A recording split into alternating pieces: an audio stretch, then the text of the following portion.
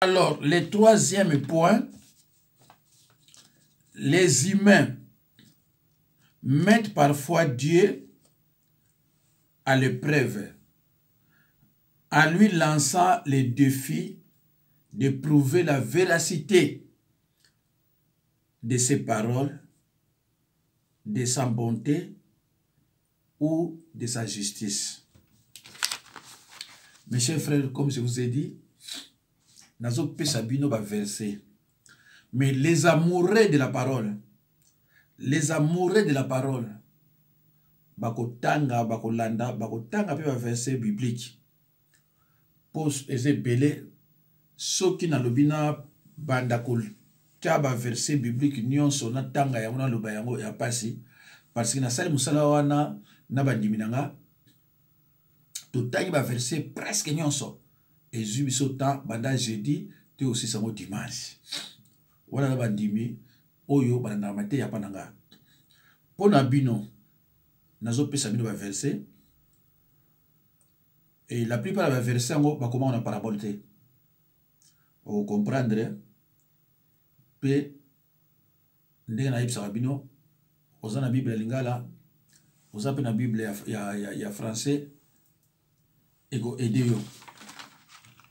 Alors, thème na biso zanini, la tentation n'est pas un péché puisque Jésus-Christ lui-même a été tenté.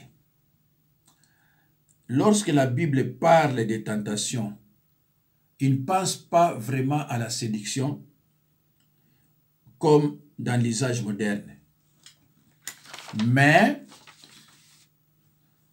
à la mise à l'épreuve d'une personne. L'intention qui motive ce genre de faire apparaître les qualités de la personne ou de leur faire grandir. Mais la tentation peut également chercher à mettre en évidence la faiblesse de la personne ou la pousser à la faute pour être peut-être positive. Mes chers frères et sœurs, les mises en épreuve, c'est quoi? C'est tester. Ils ont pas tester yo. Et c'est le côté. Alors que tester mon tout, ils n'auront jamais péché. Que tester mon tout, ils n'auront jamais péché. Ils ont pas tester yo. Mais moi, c'est les balles. Dieu peut te pousser sur le chemin de la tentation. Même aux c'est les balles. Pour atteindre la pizza yo zandengeni. Va profiter yo. Au bon yo. Ok na yo. Aux c'est les balles. Mais tant au sali sexualité là mutu susu au péché. Alors faut le gars ça nini ozonga sima. Ozonga sima. O confesser péché wana penza meli misayo. Voilà. Donc, yo ken magasin au yibi. Batie loko moko place wana etante yo. Tango so ba tester yo kaka, mais yo yibi. Tango yibi, va commettre péché. Mais Dieu a dit, si vous succombez à la tentation, il y a un chemin de retour vers lui. C'est la confession de péché selon 1 Jean 1,9. Ou bien 1 Jean 1, 8 à 9. Mes chers frères et sœurs, ils ont un bateau au balingi, l'enseignement est polémique. L'enseignement est chaud. Mais Jésus a enseigné les disciples afin de enseigner les malèbres. Mais bino so moni mutu bazo enseigner bino parole malèbres. Bozo mon dirait yebe le côté. Si mutu moko yewana azo enseigner bino parole na aventure. Boso pani na ye, bo hôtel même 30 000. Oh, yazo lo bamino lo bakito kwa solo, bo hôtel même 500 personnes B200.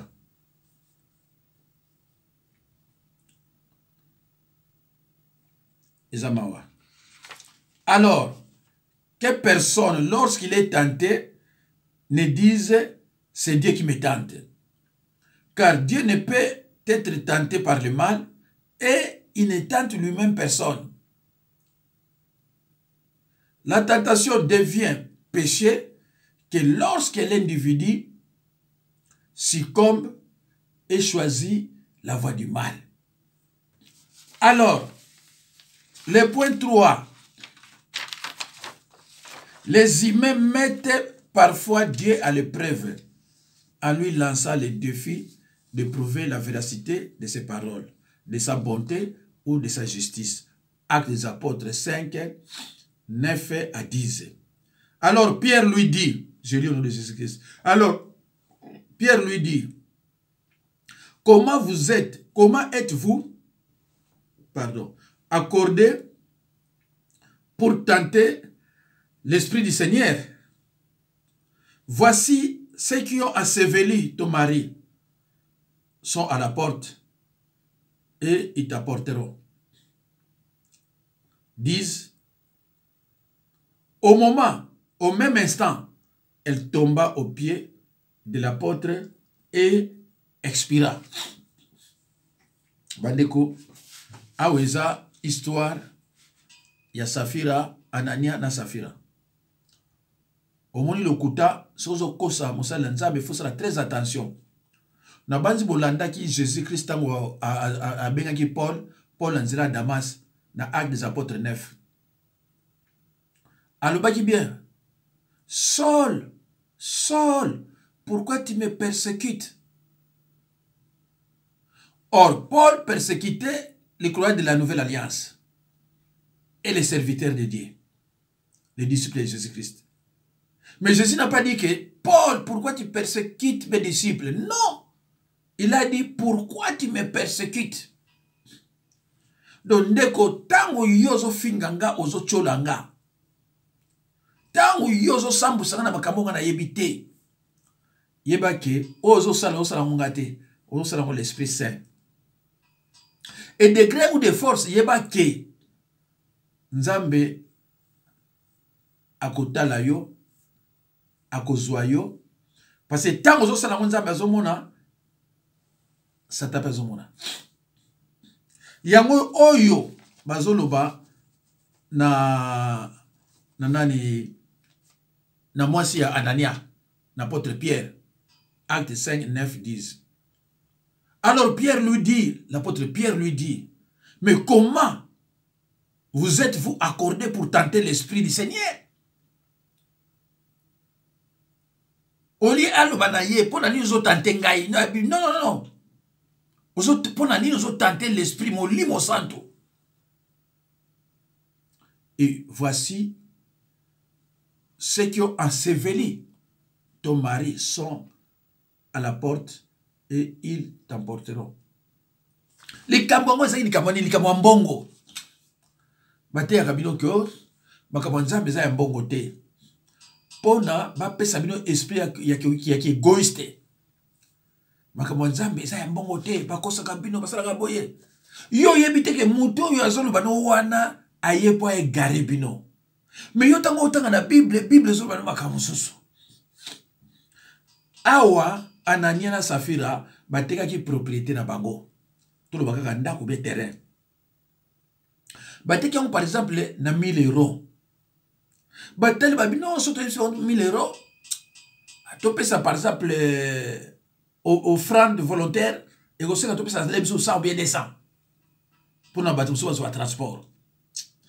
Mais tout ça va on a 100.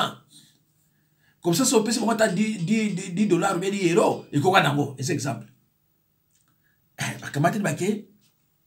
Tu vas tout ni Pierre, tu ni Anania, tu vas tout ni 10 euros. Pardon, tu vas $100. Ah! Pierre, mais c'est comment? Propriétaire, tu vas $100. Tu vas ko sa Pierre, tu vas ko sa Molimo Santo. Souganango, liwa. Le gars, moi, ça a toujours complice à mobile naïe. Moi, c'est pas yé. Bah, tout n'y est. Boté qu'on a combien de temps on a boyé. Ah! Il y a un qui a ou apôtre Pierre à l'obit.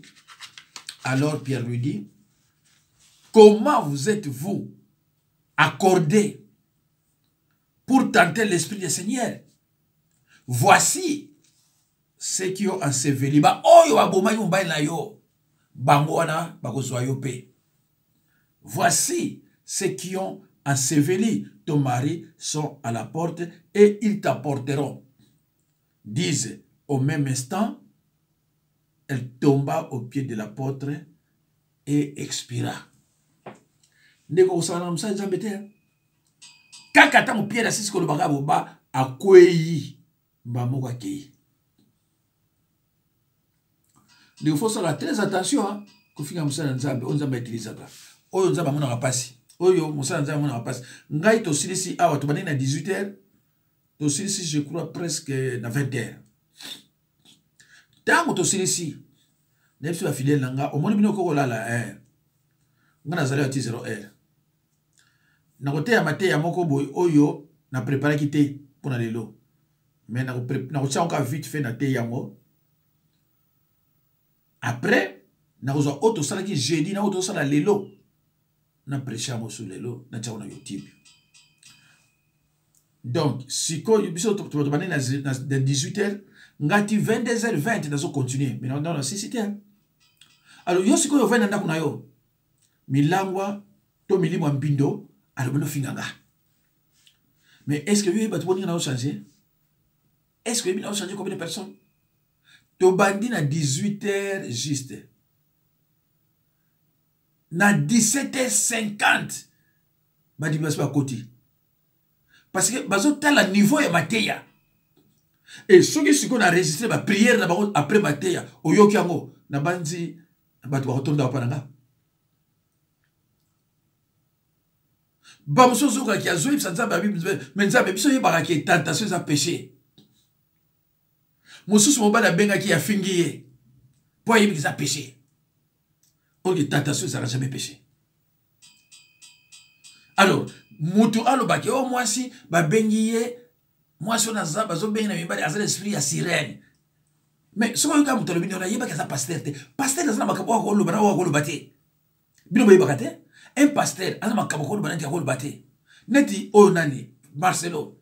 Tango le baïke, sur le bala moi il faut goûter liboso. Si nous sommes tamayer le bidjé à cause de la pasteur, c'est un affaire tiré de mauvais coups. Asa au démerdé, azu qu'on va passer la bambi. Mais ça pasteur ne peut pas dire des choses comme ça. Pasteur qu'on va bien on a dit. Voilà. Alors mes chers frères et sœurs dans le Seigneur, quelle que soit la difficulté, le peuple de Dieu doit s'attendre à lui avec patience, sachant qu'au moment opportun, Dieu agira conformément à sa promesse. Psaume 27, 7. L'Éternel écoute ma voix, je t'invoque, aie pitié et exauce-moi. Quelle que soit la difficulté, le peuple de Dieu doit s'attendre à lui avec patience, sachant qu'au moment opportun, Dieu agira, conformément à sa promesse. Psaume 27, 7. J'ai lu au nom de Jésus-Christ. L'Éternel écoute ma voix, je t'invoque, aie pitié de moi, et exauce-moi. Mes chers frères et sœurs, dans la vie, il faut être patient et tolérant. Patient et tolérant. Dans la vie, correspondant à ma camion sauté. Zana kere à patience. Zana na kere à tolérance. Oli koloba molobite, koloba oyo ko mwana nzela mabe. Faut que tu fitir. Oyebite ke ozo loba ona eko bebi so makambo na lelote, mais na fitir na yo. Mais yo mona peut-être présent parce que osana boye. Ah non. Dieu est patient. C'est pour cela, Bible le dit, lorsque les temps furent accomplis, Dieu envoya son Fils. Dieu est amour, mais il est aussi patient. Sinon, encore au-dessus de Jésus-Christ, dans la période de Moïse et Abraham, encore au-dessus de Jésus-Christ, il connaît déjà, dans le moment là. Mais Atiki atana mokili. Atana mokili ils ont marché. Bongo yemokwaya na incarnation. Dans tout problème, dans toute chose, ça a patience. L'amour est patient. Makambo ebele na vie, oko gagner ango, oko réussir yango na patience na yo. Er musomo likabango yo olekisi yango obina lobananga te.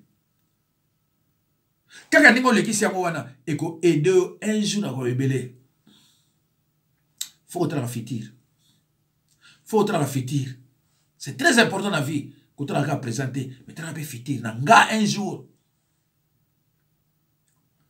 Alors, mes chers frères et sœurs, c'est la fin de la troisième partie. Nous avions parlé de la première partie, deuxième partie, troisième partie, c'est-à-dire les humains mettent parfois Dieu à l'épreuve en lui lançant le défi de prouver la véracité de ses paroles, de sa bonté ou de sa justice. À sa justice naïe. Merci, que Dieu vous bénisse. On continue maintenant le point 4.